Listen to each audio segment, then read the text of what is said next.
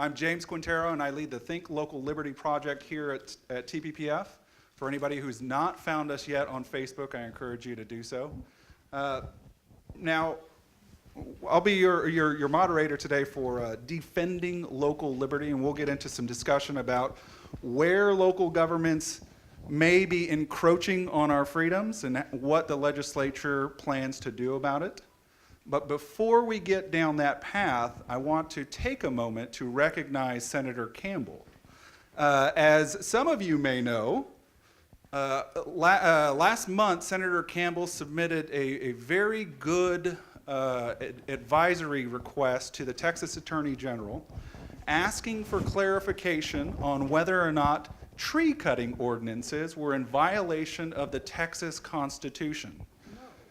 And I believe it was on Friday, the Texas Attorney General issued an advisory opinion finding that, yes, indeed, in some circumstances, tree cutting ordinances can, in fact, be a violation of the takings clause in the Texas Constitution.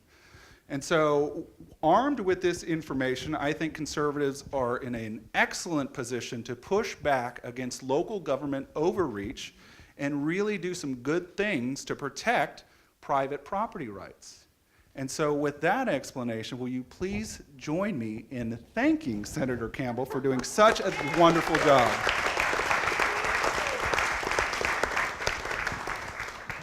So with that out of the way, let me formally introduce our panel. Sitting to my left, we have Senator Donna Campbell, who represents Senate District 25 and has done so since 2013. In her off time, Senator Campbell is a board-certified emergency room physician, a retired ophthalmologist, and a proud parent of 4 daughters. Senator Campbell is going to be sharing some thoughts today on annexation reform, an issue that was nearly successful during the last session, and I think ultimately will be successful in the coming special session. Seated next to Senator Campbell, we have Senator Paul Bettencourt, who is absolutely nothing short of spectacular to watch work on the dais, especially when he's checking the math of those testifying before him. Senator Bettencourt was elected in 2014 to represent SD 7 and previously served 10 years as the Harris County tax assessor collector. Senator Bettencourt is going to be sharing some thoughts on property tax reform, what those challenges are, and how we can overcome them to make our tax system better. And then last, but certainly not least, is Representative Paul Workman, who joins us from HD 47, has represented HD 47 since 2011. Representative Workman has been named a champion of free enterprise by the Associated Builders and Contractors, a fighter of free enterprise by the Texas Association of Business, and a courageous conservative by the Texas Conservative Coalition. Representative Workman is going to join us today and share some thoughts on tree cutting ordinances and some of the permitting process issues that are going to be addressed in the coming session. If you would, folks, please help me welcome our fantastic panel.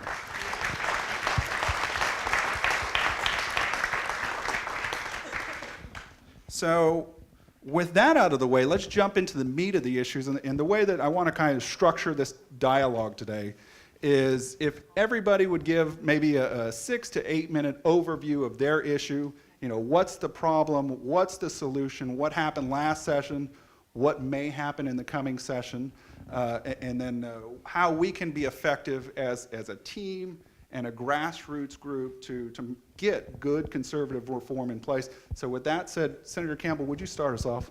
Absolutely. Thank you so much for having me today. It's wonderful to be in a group that has a kindred spirit, right? Imagine if we weren't here, who would be out there fighting for our individual rights? And so we thank our veterans. How many veterans are here? We thank you for preserving, yes, Senator Hall, our fighting for our freedoms and preserving them, and we thank our active military who's out there doing it right now. So what we do what my bill that I'm going to talk about briefly is annexation reform. And, you know, when I talk about our veterans that are preserving our freedom, we have to work for what they fought for. I can tell you, cities have done the big power grabs to take your land, to tax it, to increase their tax base. And I can absolutely feel like I can talk for our veterans when I say, when they were out there fighting, they were not fighting for a city to take your property and turn it into their tax base. So when we as a group are working to support good legislation, we are working again to preserve just one part of what they fought for. So we have value, and without you, we wouldn't have that voice in the community, on the steps of the Capitol, in the legislature, the chambers, in the gallery, in the committees to support us and help make legislation pass. So with that, okay, annexation reform. I mean, for years, cities have pretty much been unrestrained in their growth, their desire to to grow their boundaries, expand their boundaries for the sole purpose of building their tax revenue base.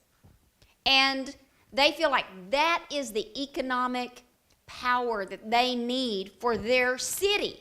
But we all know the true economic driver for the cities and our economy are small business, not land grabbing your private property. So, annexation reform hasn't been done for a couple of decades, a long time.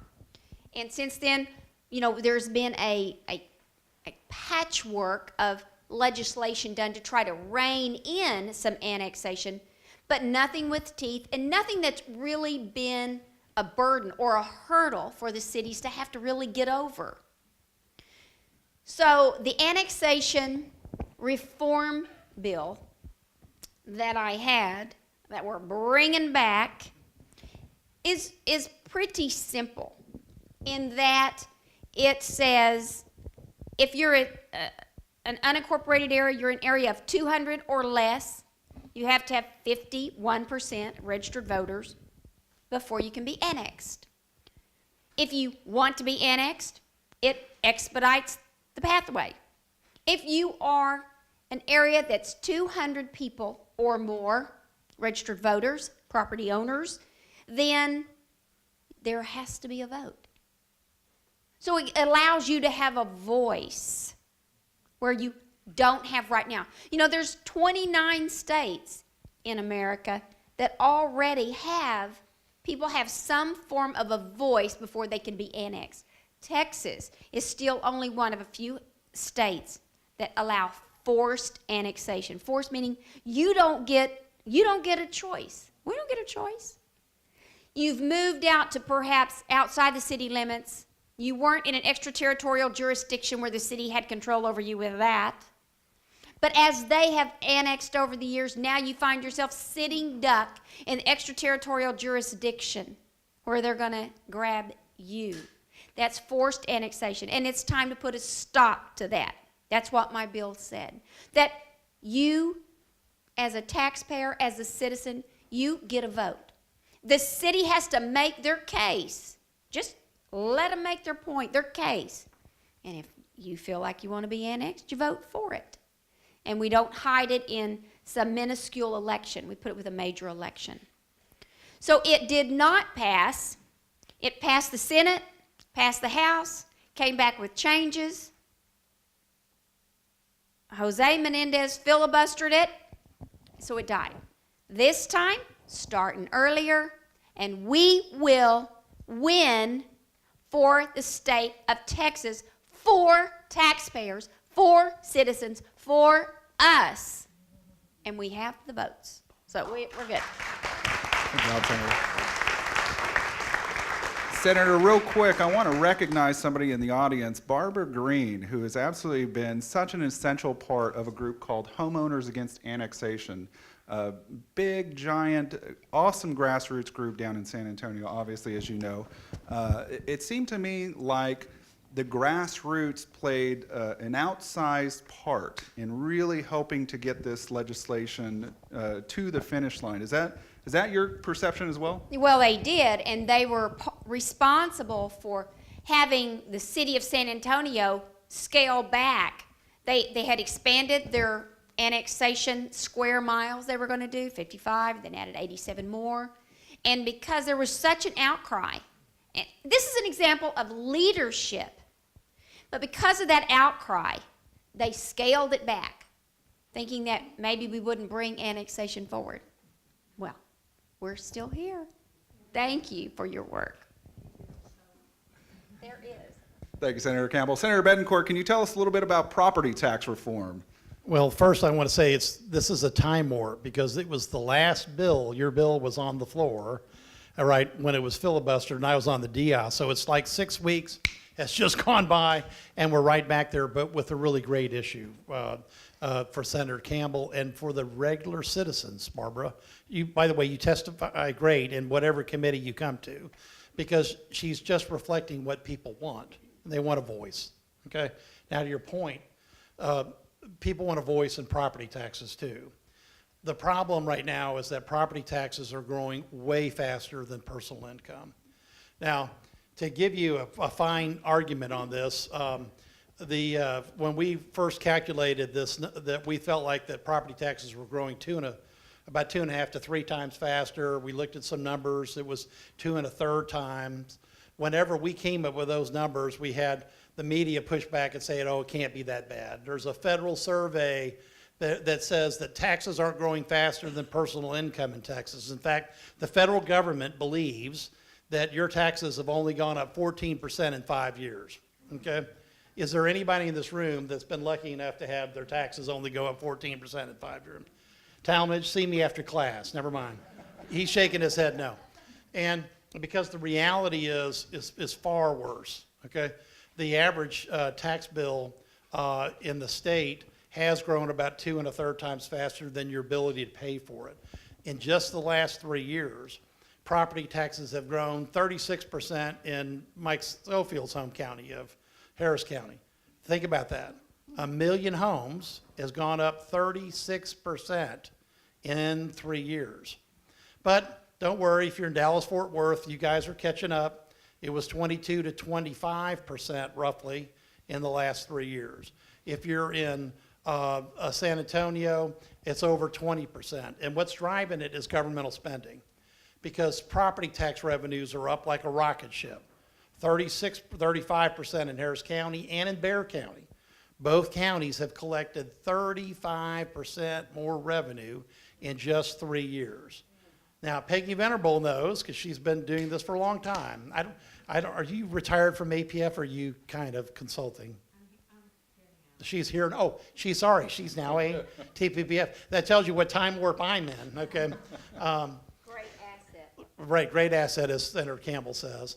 She knows that that type of level of increase is unsustainable. It's also unsupportable by the logic of it. We don't have 36% more population growth or inflation. We don't have the need for that type of growth in governmental revenues. Now, when you look at those home increases, well, that's the good news, because if you're a commercial business owner, you can count on, wherever you are in the state, nearly an average 15 to 20% increase per year, which is astonishing because those values have really galloped out of sight. Now, what do we do about all this? Well, first off, we recognize the obvious, that up is up and down is down, okay? Taxes have been go up too quickly. So we need to slow the rate of growth of tax in bills, and that means slowing the rate of growth of government as well. You have to do both. Can't do one without the other. Now, there's a device in the tax code. It's called the rollback rate. It's been there since the 1970s. It's a rate that sets how fast can governmental revenues go up on last year's levy. See, we're going to talk about the last year's levy, and we're going to give government the new construction, okay? So this is not as injurious of a limit as you might think is happening, because if you look at the output of the Texas Association of Counties, or TML, you would think the only thing worse than that is the tree bill. No offense, Paul, okay? because this level of opposition is so strong. Now, what we're going to propose is lowering that rate back. I like the rate of half the current rollback rate of 8% down to 4%. We're also going to tune in to the fact that some of the real smaller cities would, by the time you spent the money on an election, you may or may not be able to recover that in a rollback election. But here's the critical thing. Everybody in this room, no matter where you are in the state of Texas, if a independent school district wants to raise their tax rates, again, raise their tax rates above the golden pennies and the $1.04 limit, et cetera, that you've heard about, they have to go to the public. They got to get a taxpayer ratification election. Now, those have been successful because they either pass or fail by the merits of what's been proposed. So that's the other part of the property tax relief that's very important, is to get back to having input from the public. See, it's the same pattern that Senator Campbell's bill is. We're trying to get the public back in the game. Because one of the reasons that I was happy with last session is that for the first time, a city's taxpayers are going to vote on pension bonds. They've never been able to vote on pension bonds in the history of pension bonds, but they're going to be able to vote on it now, because putting the public back in the decision-making is very important, because we've let the public drift out of it. The current rollback law is 8%, which really means that government can grow by 12, 13, 14% a year. And then who would be able to get Jerry Jones's world filled up with petitioners to be able to petition election in Dallas County? Who would be able to fill up Reliance Stadium in Houston twice to be able to petition for a rollback election? The petition requirements are fictitious nonsense. They're just designed to block the public from ever doing it, okay? It's not like, oh, let's do a petition in Senator Campbell's bill if there's less than 200 people, because we don't want to incur a lot of expense. We want the public to vote. I will tell you this, we need top-down guidelines. We're going to talk about local control, okay? And the problem is you've got to have good top-down guidelines. If local control means that the public never gets to vote on anything, that's wrong, okay? Because the ultimate local control is a vote of the public. It's your money. So if somebody floats $1 billion of pension bonds, do you want to vote on it? Yes or no? I can't hear you. Yes. Okay. If somebody floats a 13-penny tax ratification election, like what happened in Frisco, do you want to vote on it? Yes or no? Yes. Right. Okay. You know, so why not vote on property tax increases or annexation? It's a good public concept because we get top-down guidelines. Now, just in 20 seconds, when we talk about rollback rates, they haven't gone down since Jimmy Carter administration, okay? The last time we had a rollback rate of 5% or less was 1979. You remember what that was like, okay? You know, what was the misery index, okay? You remember that? Inflation and what? No, it's interest rates, right. Right. No, it's inflation and interest rates together were over 20%, okay? That's when we moved the rollback rate from 5 to 8%. It's never been reduced. Now, has anybody been getting on their passbook savings account? Does anybody remember what that was? Are you getting 4 or 5% of your money? No, but that's what we're going to guarantee government in this rollback rate situation. So when you hear people screaming that they can't make ends meet, they're going to lay off firemen, they're going to lay off police officers, it's bunk, okay? We're slowing the rate of growth of government. It's an essential part of what conservatives should be doing, okay? I mean, I'm an old-fashioned person, okay? I think we should also have, you know, that when you buy land, you actually own the trees that you buy. I know that's an old-fashioned notion, okay? But it's the same application of conservative thought, and that's what we're coming out with. We'll be filing. Now, it's so important to the lieutenant governor and the governor, it's now SB1. It's numero uno on the register. So we're going for number 1, which is property tax relief. Thanks for your time. Thank you, Senator. quick question. You know, one of the things that I've often envisioned here is that SB1 is an intermediate reform. Sure. That is, the ultimate goal is to get to a place where we can eliminate property taxes entirely and move to an expanded sales tax system. In your perception, is that some place we can eventually get to? Well, we've got two things that we have to look at. First off, the public voted for a transportation set aside for TxDOT to build roads. So, and that was actually part of the budget negotiations with the House. We've accepted that under the budget that we passed, that we're going to have a set aside of $2.5 billion starting in September of 2019. That comes from the increase in sales taxes. So we'll have about 2 years where we want to get to about $5 billion or so, where we're setting aside to build roads. Once we get past that point, then there'll be some money available. See, right now we set aside our sales tax increases for transportation. So, but it's a great concept because you want to buy down tax rates or you want to switch to more consumption over the long term. So to answer your point, yes, right now I've got taxpayers bleeding to death. This isn't a Band-Aid, this is a tourniquet. We're trying to stop that process from going so that when we can get to a point where we have money, like the legislature did 10 years ago, and I think Talmadge was there when you bought down the tax rate. If not, he certainly was there when he was telling people not to spend the money before they bought down the tax rate. But so it's important to understand how the legislature works. Sales tax dollars are in short supply till we get through this constitutional amendment on transportation. Once we get past that, I know TPPF has analyzed that. Because, look, we broke into the top 5 on tax rate. I get so tired of elected officials telling me, oh, I didn't raise your rate.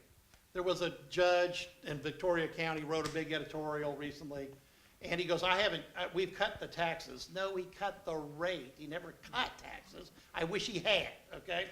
But I have the vast majority of people say, I'm not cutting your taxes because I'm not raising your tax rate, okay? Well, if your appraised value goes up 10% a year ad infinitum, then that's going to take you out of your home or your business. So to your point, yes, I freely admit that I'm trying to put a tourniquet on Texas taxpayers' loss of their money. Because when you see the average homes go up 20 to 36% in 3 years, that's not a good thing. And oh, by the way, we're only behind a couple states on tax rates in the nation. I believe that's New York and Illinois, okay? So we're chasing the wrong states on this issue. Great question. Thank you. Representative Workman, I want to bring you into the conversation. I've been a watcher of the legislature for a number of years now, and I've always been an admirer of the work you've done to combat local government overregulation. And if I could, can you speak to some of the issues that you're going to be broaching in the next session? Thank you. Thank you for having me today. Yeah, I've been kind of the lone guy in Travis County pushing back against local overreach in Austin and elsewhere. So we filed a number of bills during the session. We advanced some. We had the tree bill on the calendar, which died at the end. We had expedited permitting, which I'm going to talk about. It did not get to the floor, but we've got it on the call, so we're going to work on that. So let me talk about trees and permits. So as Paul mentioned, the notion that I own my own tree is just kind of, or that I don't own it is just crazy. And we literally had someone who sent an email into our office recently and said that the person doesn't own that tree. It belongs to the community.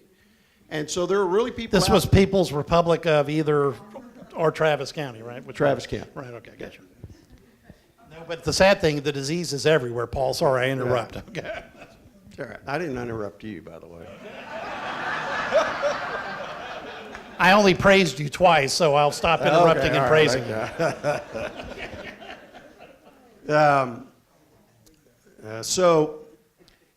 So we've actually filed tree bills now 4 sessions, and each time we've gotten a little further along.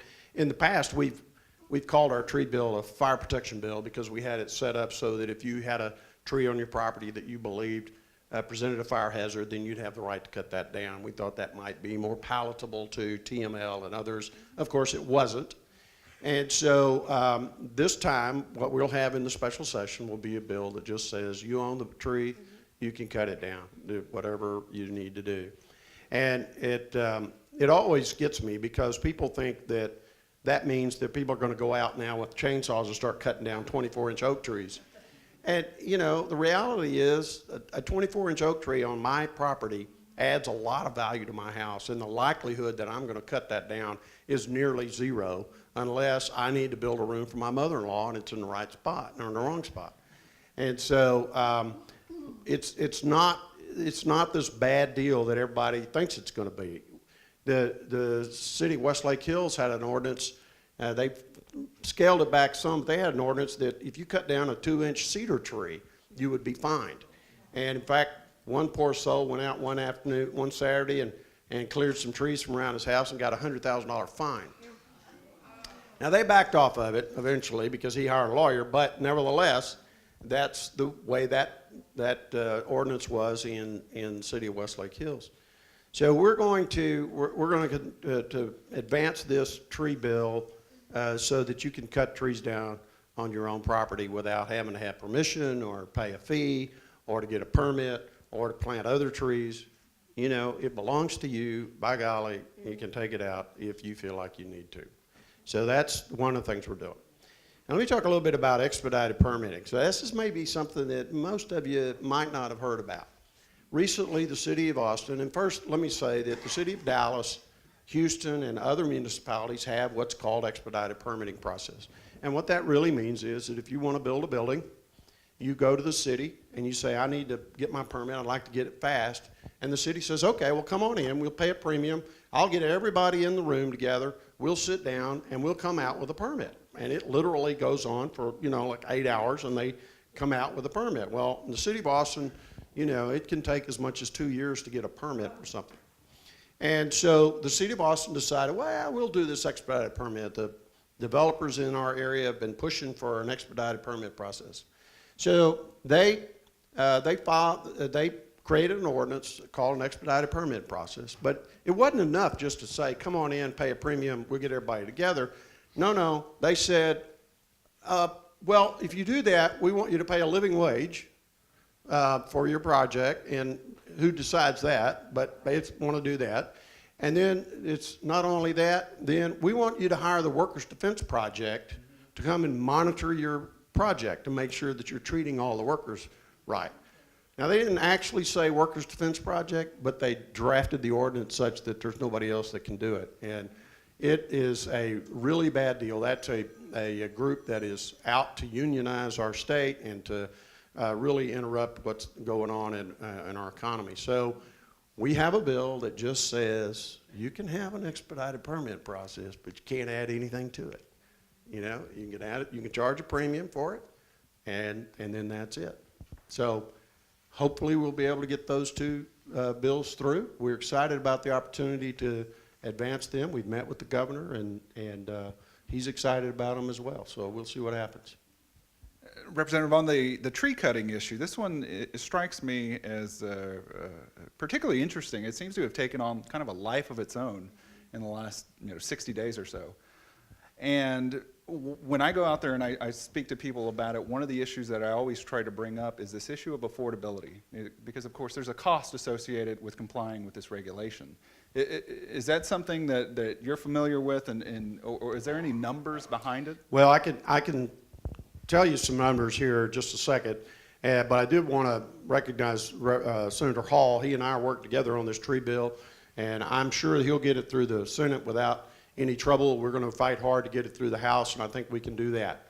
So let's talk a little bit about affordability in the city of Austin, because that's been one of my big deals.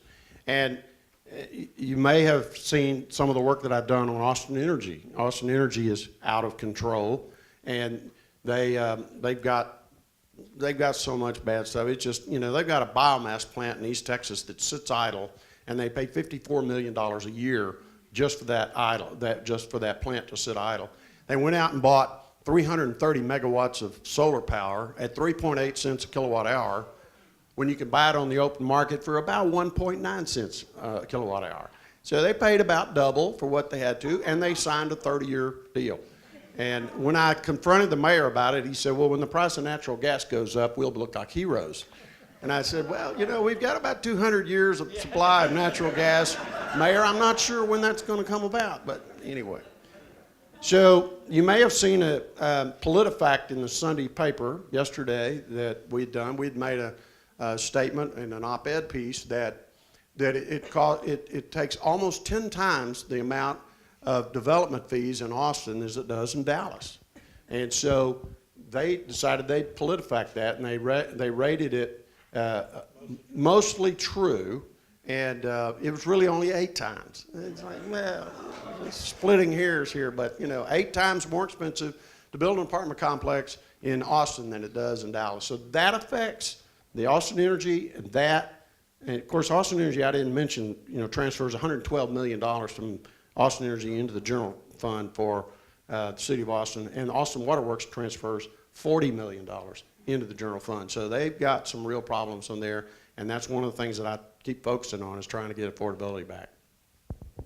So we're coming up on one of my favorite times, the Q&A portion of the segment, but I want to give my folks up on the 6th floor and in the mezzanine a chance to come on down and ask questions. We'll be starting here in just a moment, 2-minute warning. Before we get there, and if we have some TPPFers who are able to set up the mics, I'd appreciate that. Before we get there, I want to ask a question of my own to the panel. You know, one of the comments that's been made and one of the narratives that's been advanced is this idea that the special session is a war against cities. And it seems to be something that a common refrain among my friends on the opposition. Is this special session a war against cities? No, it is not. It is a stance for citizens of Texas. You know, we used to always talk, local control, give us local control. Well, what we are finding is locally we are being controlled. And you should not have to give up freedom to be free. And it needs to be about local liberty. And what the cities are finding is that we've had enough. And we are ready to make policy that helps citizens. We are not a government to help the government and build the cities. We are representative government for the people. And that's how it needs to be. And because their ideology and their sustainable plans for the future are being threatened by the bottom line and being threatened by the voice, I think that's where that narrative's coming from. But that is a false narrative. This session is all about freedoms and local liberties for Texans. Good, Don. Senator? Yeah, James, if I can add, look, this is about recognizing the obvious. The obvious is that there's a difference in philosophy in some of the cities, and especially when the city, a TML person will say this special session's an all-out assault, okay? But what has been happening is there's been an all-out assault on Texas taxpayers, okay? Because look through the audience. Everybody look, in the last 3 years, the average property tax bill's gone from about $3,500 to $4,500, okay? It's about $1,000 up.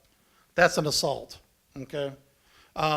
When you look at the fact that we've got people that think that there's a constituency for criminal illegal aliens to be released, okay? Why? I mean, there's apparently a local band here, you know, that there was an Austin group that basically got their record label delabeled because they said they weren't for the fact that that people would release criminal illegal aliens. Wow, that's really a wild one. When you look at the tree ordinance, okay, it's the same theory. I don't mind standing up for the taxpayers and saying there is a fundamental cost to all this, as Paul had mentioned. Let's just talk about his $54 million for that biomass plant, okay? Right there, that's probably 5 or so pennies of a tax rate reduction, right there, like that. But they have to spend that money on a plant they don't operate. Or what about the tens of millions of dollars or more they're spending on double the amount of electricity cost. And Paul's right. We're not going to be alive to see Mayor Adler proved correct on this issue, okay? Because there's that much gas supply in the United States. But more importantly, this is the same man that wanted to sue all of his commercial property owners because their values didn't go up enough. And he had to get overturned by the appellate court before he backed off. There's a difference in philosophy here. I don't mind standing up and saying, I'm for the taxpayers. And fortunately, I know for sure that I've got, as the Senate GOP caucus head, I've got a whole bunch of good heroes like Senator Campbell that will stand up, and people like Paul that will recognize the obvious. But you have to make sure that you help us with everybody's thought process from time to time, because they lose track of their money versus your money. And remember, it's your money that counts. And I get criticized a lot about, meddling in the city of Austin's business and local control. There's a couple of things I'd like to say. First, 40% of my constituents live in the city of Austin. And as far as I'm concerned, I have a duty to represent those 40% as well. And so just because I'm not on the city council doesn't mean I shouldn't represent those people. But look, here's a word I want you to remember: face. It's real easy. There are 4 reasons why the state should step in. F stands for freedom, A is application, C is confusion, and E is economics. So if you've got freedom, when a city ordinance interferes with the individual liberties, including private property rights of our citizens, the state should step in. When an ordinance in one city impacts citizens of another city, when it applies to citizens of another city, the state should step in. The Fair Chance Hiring Ordinance that Austin recently passed. If you're domiciled in Round Rock, but you operate in Austin, you're still subject to that ordinance. 3 is confusion. If an ordinance in one municipality is different than another municipality, and you drive through that and you get confused because you don't know what it is, the state probably ought to step in and do something. And then finally, E is for economics. So if an ordinance threatens the economic health of our great state, then the state needs to step in and do something. So those are the 4 reasons that I say and tell people that the state should be involved in local issues. Now, I just want to add to the Aggies in the audience, economics means money, okay? As the only Aggie in the Senate, I can tell you that. I just want to make sure you're with Mr. Workman here, okay? So if anybody has a hostile question for Senator Betancourt, now's the time. Step on up and we'll recognize you. Yeah, my question is for Senator Betancourt, but just one quick remark on Representative Workman's comment about expedited permitting. I was actually in the council chamber the night that they passed that on a separate item, and the Workers' Defense Fund are a bunch of communists. And I'm saying that with no exaggeration or hyperbole. Like, that's really, go watch the video of that. I think it was in last September, the same night they debated the budget. But for Senator Betancourt, my question is, so if we're going to be going with a 4% rollback rate, why are we allowing them to raise taxes up to 4%? Why not a 0% rollback rate? I'd love to, I just don't have the votes for it, sorry. I'd love to, I just don't have the votes for it, okay? I think it would be a great pattern to give, and Senator Hall and I have talked about this, to get everybody a book on zero-based budgeting and say, go away and come back, and the answer above 0 is not acceptable, okay? Because if we're really the biggest conservative state in the union, then let's act like it. I used to run it that way when I was the tax assessor, and I really hope that we'll crack on down. Now, we made a good step because the last 2 budgets have been very conservative, and the last budget that we all voted for was a 0.2% increase over the prior year. So we're making some pretty good progress on this issue, but the problem is that there has to be leadership from these organizations to say, I want to spend less of your money and not more. That's really what a rollback does. It forces people, as values go up, to lower the rate, probably help out individual taxpayers 30 to 100 bucks to start with, but then it compounds every year. But it forces government to do one thing they hate to do. Priorities with your money, setting them, thinking about them. Because here's the problem. Austin's a perfect example. They actually cut the tax rate a little bit, okay? But if they didn't have that deal for that biomass plant, they could cut it a lot more, okay? So this is what we have to get. We have to interject consumerism into the process because I love when you testify. You testify in multiple committees and you do a great job, all right? Because you show up and then when you start talking conservative, I love it, okay? All right? And because they just have to hear that they've got to do the same thing businesses and households do, which is set priorities on monetary spend. Great question. Dr. Hoyer. Yeah, thank you. My concern is about the bathroom bill, which I believe is embarrassing Texas and going to cost us a lot of business. If it becomes law, it certainly will cause bullying, anxiety, depression, and probably suicides among the transgenders who are just trying to use restrooms without being embarrassed. It's my understanding that security is not going to be affected by the bathroom bill. The security is already covered by local ordinances. So I applaud the concern for local liberty. To me, bathroom policy should be set by the local authorities.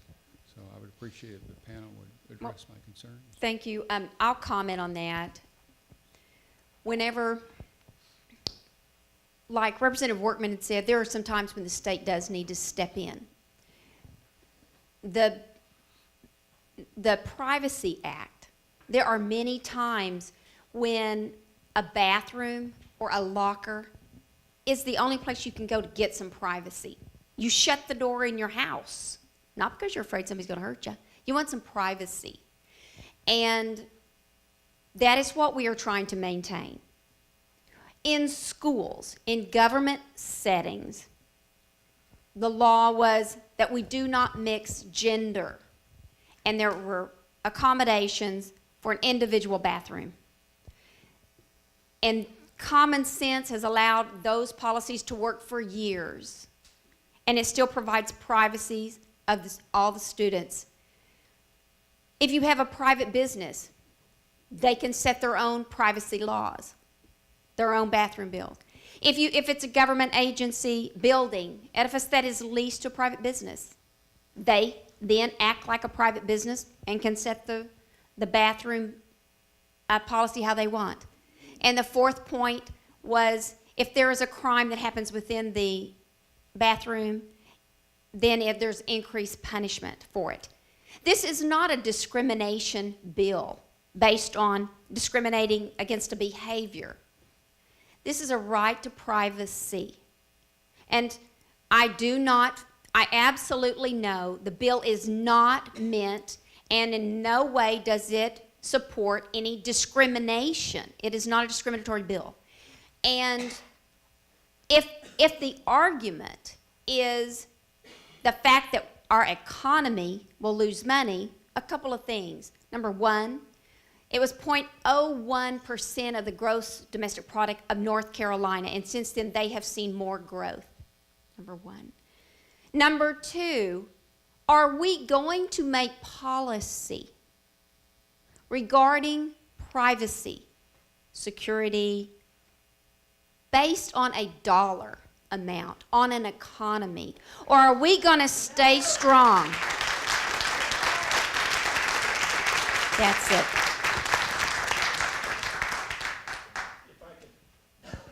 Just add a couple things. Doctor, I understand your point, but let me make sure I hope you see this, okay? We're talking about what we've done with the common sense of Texans for the last a number of years. You know, if somebody needs an accommodation in a school, they get it. If there is an issue that comes up, that the local jurisdictions can't tell private businesses what to do.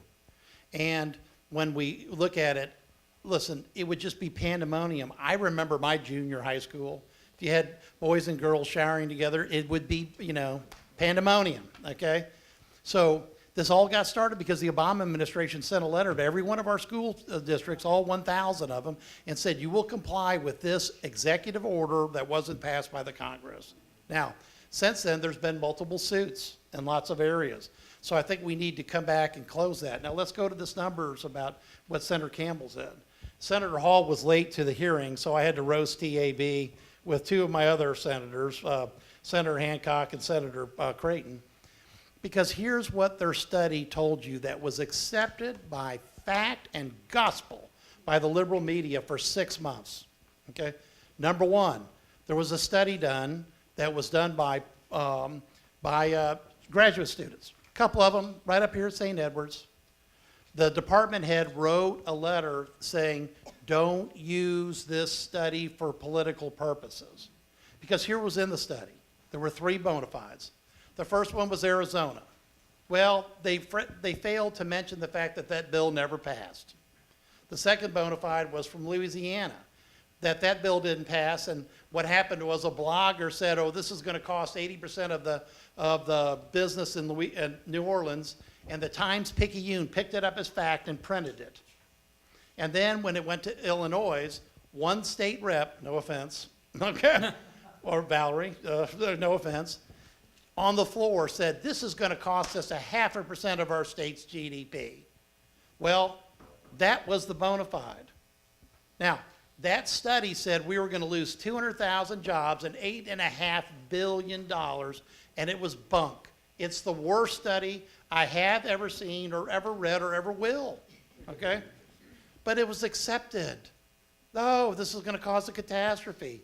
We have to do something about it. Now look, when I grew up, it was common thought, okay, that you owned your trees, you didn't have to get annexed into the city of Houston, okay, and that boys and girls would go to different restrooms, okay? Now, 50 some odd years later, it's still the same common sense thought, okay? Because this bill has 0 discriminatory features in it, okay? You know, and I look at the hyperbole that comes out, especially when misinformed members of the business community using that Texas Association of Business study. It was designed to scare people to death. But I'm not going to scare her. Senator Campbell's not going to scare her. I don't think anybody else is going to scare her, because it didn't happen in North Carolina. It didn't happen in Arizona. It didn't happen in Louisiana. And in fact, it's happened nowhere. See, one of the things we kind of ignore is that we've been the greatest success in the world, in the world's history, and during that time, boys went to boys' bathrooms and girls went to girls' bathrooms. So why are we changing that? We've got time for just a few more questions. Jake, why don't you propose your question, sir? Okay. As it currently stands, like under state law, you know, cities, or not cities, like a county or state, if they make a regulation, you know, my family owns some commercial property in a city. If the county or state were to make a regulation, we could sue for like a regulatory taking. But cities are exempt from that right now. Why is that, and why can't we change that? I'm not sure cities are exempt from suit on regulatory takings, but there is a provision in there when it has to do with utilities that they may be exempt. I'm not sure what you're referring to, but it's not right. I mean, cities should be responsible for their actions just like every one of us. For like zoning?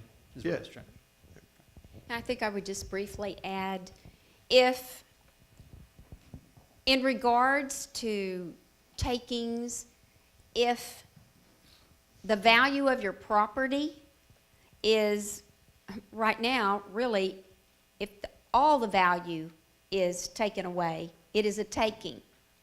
And so there's interpretation of how much value is actually taken away by the ordinance or regulation that has been put on your property. It's incumbent on you to prove that you've lost that value, and they have to compensate you for that. But there's not any in the law, the best that I understand, there's not a certain amount, well, I've lost 30% of the value of my property.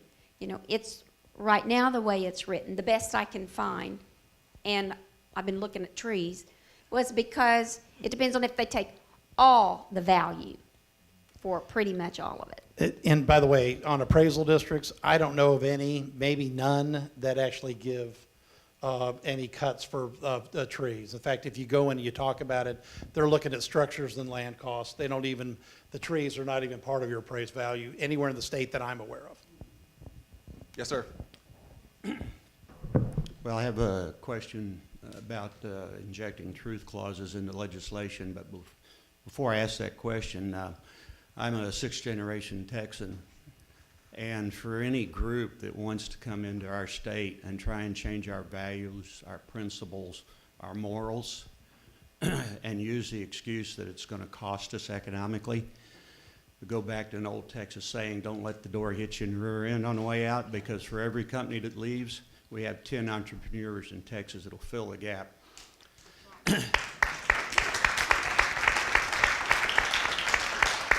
Now, one of the things that impacts cost, the power of TML or county association groups that make up all kinds of stories on cost or reasons why something needs to be done. If we could inject truth clauses in there. One of the things I'm currently researching right now is the so-called green energy program of Georgetown. And they talk about how wonderful it's going to be, but they ignore the total cost of ownership or life cycle cost. Usually when you develop a technology, just the research part of it's going to be about 15% of the total cost. Production is going to be about 30% or so. Your real costs are in operation, maintenance, and disposal. A solar panel in production requires hazmat handling because of the chemicals and products that are involved. When that panel is replaced in 20 years, it cannot go into a landfill. It's going to be expensive to recycle because the same hazmat issues are there. So a lot of these programs that are being hyped and put in there and say, oh, this is all wonderful, and by calling them green, if you could get a real analysis done by a real engineer who has the experience in the fields, you would find out that a lot of these programs are so false and cost way more than you expect. And there's simple processes for doing this. One of my last big contracts I did for Spa Wars, the Boeing company was claiming a certain cost for development, and after I did the analysis for the contract, Boeing finally confessed. So we need something that going into all of our legislative processes now that require, whether it's TML or the city or county government that wants to implement a program, is that they tell the entire truth to the population and have the ability to vote on it. Wow. Thank you. Yeah, Bill, that's a good idea. Two things real fast. One, you've just heard a conversation that Bob Hall and I, Senator Hall and I, because he sits next to me, and whether it's talking about the grid or anything else, the full cost model is very important. We don't do it. We don't have zero-based budgeting. We should. And I'll give you this last thing in 30 seconds, James. In Dallas County, the Dallas County judge wants to lower the property tax rate. Dallas County, the Morning News, however, vilified me and Lieutenant Governor perpetually in several editorials and newspapers because we thought that the taxes were up 2 1/3 times faster than their income. Now, guess what the Dallas County judge said? He said it was going up 2 2/3 times faster, but he was a Democrat. So the article was written very positively. So we wrote to the editor, who finally admitted after several weeks of negotiation that we had a point, okay? But the real problem right now is that even when you have the truth, people aren't listening. So I just encourage everybody to do their social media, work with conservative groups like TPPF and all their alliance partners, and listen to what's really going on. Because if you think the media is biased, the answer is you're right, okay? And because I see it firsthand on these fights. But it's a great comment about a truth clause on legislation. Good idea. Well, folks, I think as you can see, we are on the cusp of an absolutely historic legislative session that could potentially see reforms in taxation, annexation, regulation, and a lot of other different areas. And all, of course, led by our great leaders here on stage. If you would, help me thank this group for their time today.